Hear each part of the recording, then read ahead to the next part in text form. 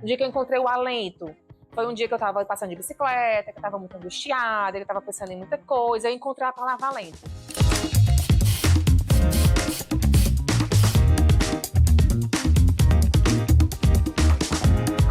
Lara Denise é uma imigrante que veio do interior para Fortaleza para estudar, né, como muitos da minha geração fizeram. Hoje isso não precisa mais, porque já houve uma expansão, né, tanto do ensino superior como da oferta de educação, então hoje eu não precisaria vir, mas emigrei para Fortaleza para estudar e me apaixonei por essa cidade, a ponto de criar uma relação de tudo que o enamoramento tem, né? De muita paixão, muito encantamento, ao mesmo tempo querer distância, ter raiva, ter DRs. E aí vim morar nessa cidade, sou formada em sociologia, fui professora da educação básica de sociologia por algum tempo e hoje estou atuando no ensino superior.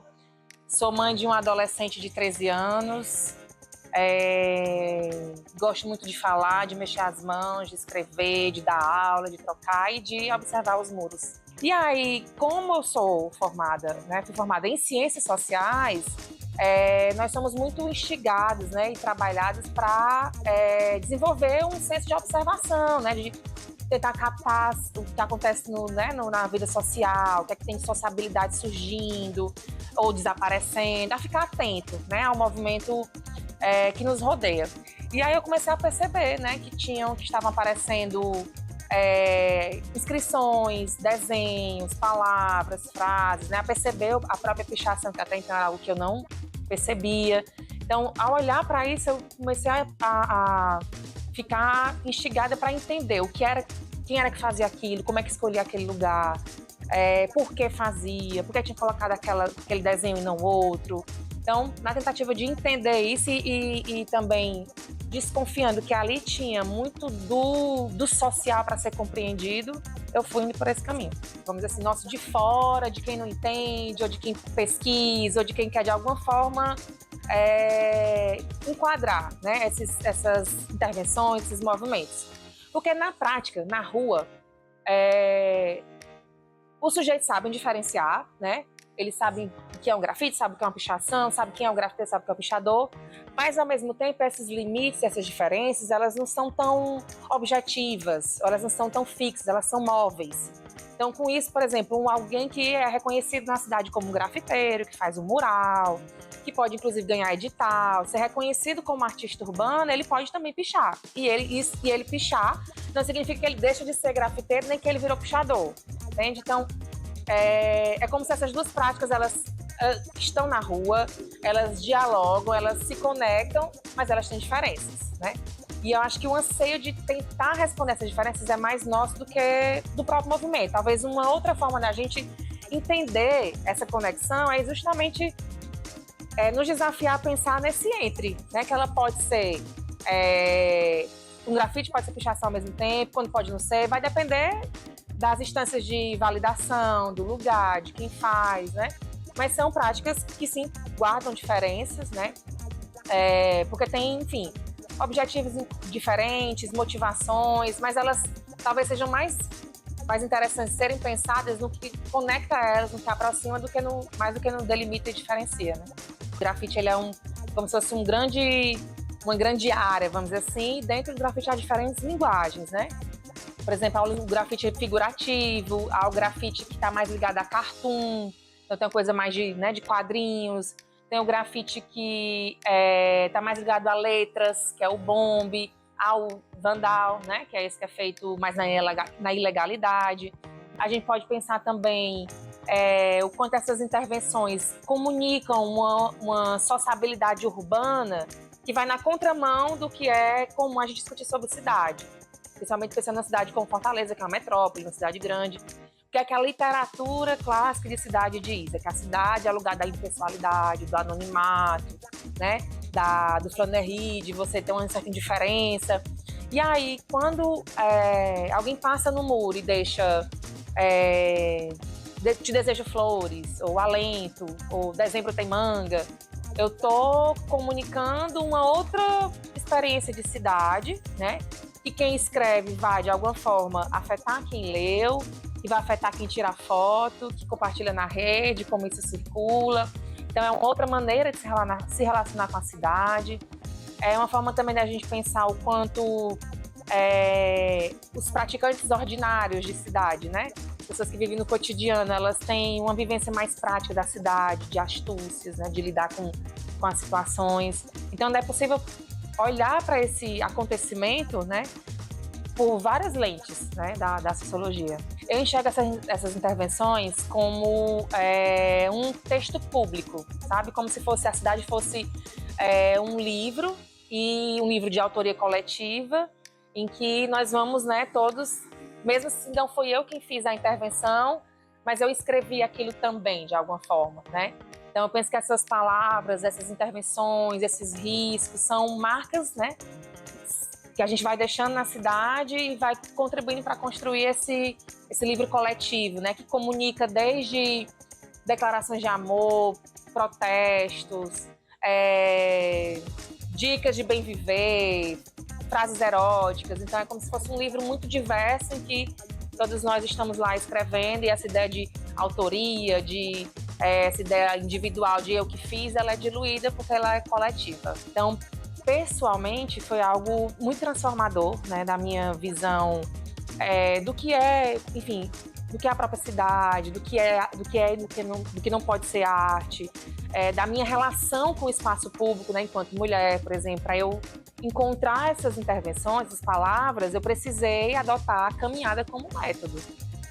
Porque eu poderia encontrá-las, por exemplo, passando de carro, de ônibus, poderia, mas isso aí seria uma outra perspectiva, né? Porque a caminhada é o que me permitia parar, né? Observar o que estava mais escondido, tirar foto, olhar pegando, né? Então, e isso para uma mulher, né? Numa cidade grande como Fortaleza, que é uma cidade muito violenta, né? E a gente sabe o quanto é perigoso ser mulher no Brasil, no Ceará, em Fortaleza especificamente. Então, isso foi mudando a minha relação com o espaço público, né? Com a relação da cidade com o medo, e isso a nível pessoal.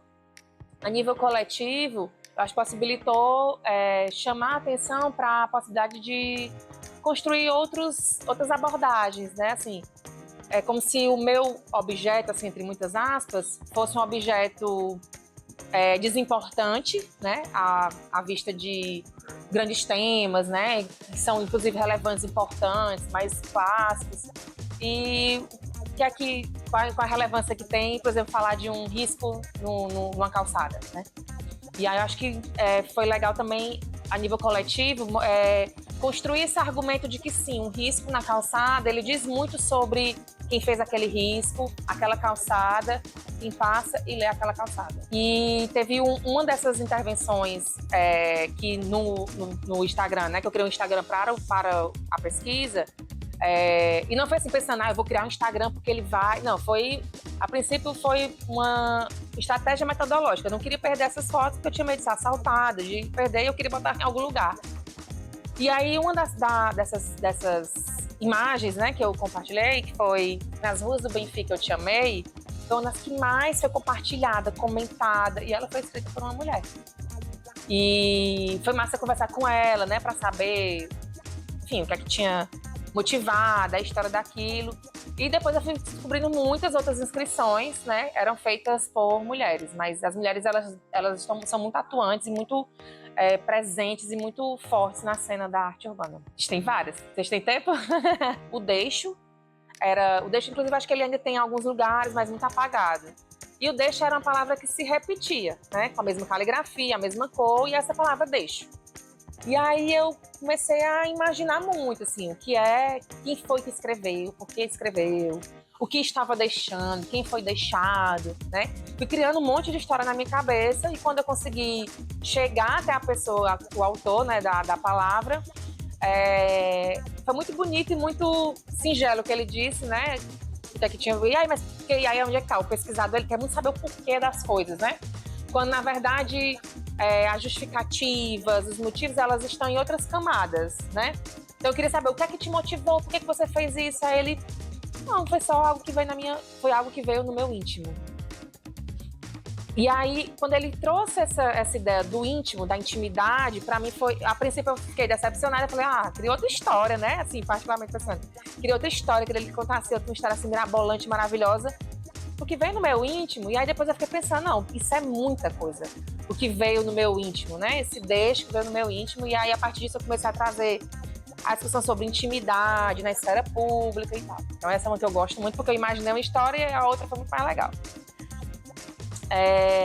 Tem também o Desejo, né, que foi feito por uma pessoa que à época estava estudando psicanálise, então ela brincava com essa coisa de que era a única psicanalista de Fortaleza que trabalhava com desejo mesmo, e fez em vários lugares, inclusive na parede de uma igreja. Então é legal você pensar, né, o desejo na igreja, né? Então também foi legal, assim, ouvir a história dela. Era uma caligrafia muito bonita, achava bonito quando eu encontrava. E só mais uma também que eu achava muito legal, eu acho muito legal essa, que é a Alegria, que é feito de ladrilho hidráulico, assim, resto de cerâmica, e tem um na Antônio Salles, e o outro tá no Alça do Viaduto, quando você vem da BR, né, sentido Sertão para capital, né, porque é o ônibus que eu pego muito, quando eu venho do meu interior para cá, quando ele vai dando essa volta para entrar em Fortaleza, tá lá o Alegria.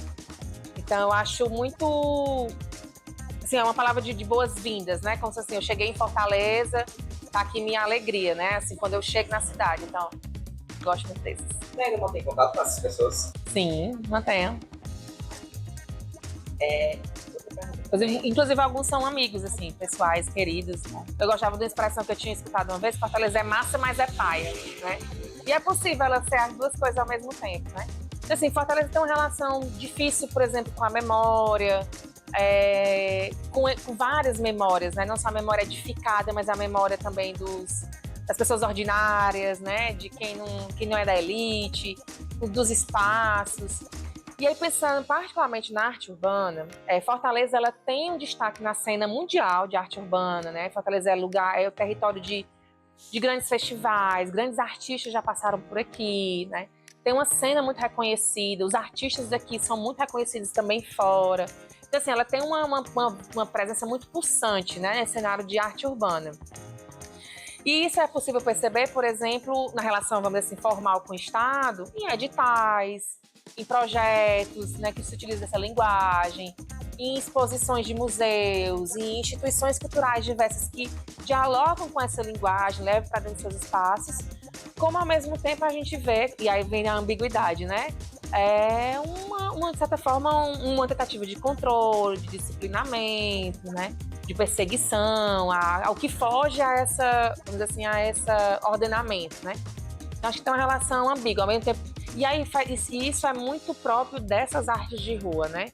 Elas não são capturadas, né? E parece que quando se tenta capturar, elas extrapolam, né? Então acho que tem uma relação aí dupla, ambígua, Fortaleza com isso. Como Lara Denise. Você passou a atuar na arte urbana de Fortaleza também? Não, não sei. Já me falaram assim, começa com uma pose, com uma canetinha, um piloto, vai fazendo e risca em algum canto. Mas não sei, eu acho que talvez é uma pergunta para levar para o divã, né? Assim, por que eu não fiz, mas eu acho que eu me sinto bem, confortável nesse lugar da pesquisadora, da interlocutora, de alguém que é provocado por isso, e vai, né? Pensando e vai tentando construir junto com as pessoas que fazem parte dessa cena, né? Entendendo o meu lugar, assim, acho que a gente não precisa se tornar aquilo que a gente pesquisa, mas e aí também porque eu acho que eu não tenho talento para isso, né? De ser um artista urbano, mas gosto desse lugar de ser interpelada por ela e ficar nesse lugar de tirar foto, fazer o registro, achar legal, ficar, né, pensando depois. Tá bom por enquanto nesse lugar. Como já o que faz parte dessas intervenções, né? A efemeridade, a não duração. Então, não cause uma comoção, mas não dá para ter esse apego, né? Inclusive, as pessoas que fazem, elas já sabem disso, né? Mas saber disso, ter racionalmente isso entendível, que, beleza, eu faço hoje, amanhã pode apagar, isso não nos livra do apego, né? Então, é interessante para perceber a passagem do tempo nesses lugares, né? O quanto, por exemplo, uma parede que não só a passagem do tempo, mas também os diálogos que são criados a partir disso, né? Foi até depois um desdobramento de um trabalho que apresentei em um congresso, que era exatamente pegar as intervenções originais que eu tinha em acervo e ver os diálogos que elas suscitaram depois. Então, por exemplo, tem uma parede lá, tem uma igreja do centro que tinha qualquer coisa, escrito qualquer coisa. E alguém foi lá e botou não. Então, você está negando qualquer coisa. Aqui no Benfica tinha um que era te quero. E alguém foi e botou um extenso embaixo sem calcinha. É interessante percebendo essa mudança nos diálogos que vão provocando, né? E também o quanto o apagamento é também um discurso, né? Por exemplo, você vai se apagando é porque o tempo daquilo acabou, mudou, né? É uma ação do tempo físico, vamos dizer assim, naquele lugar. Então é interessante ver essa passagem também, essa mudança.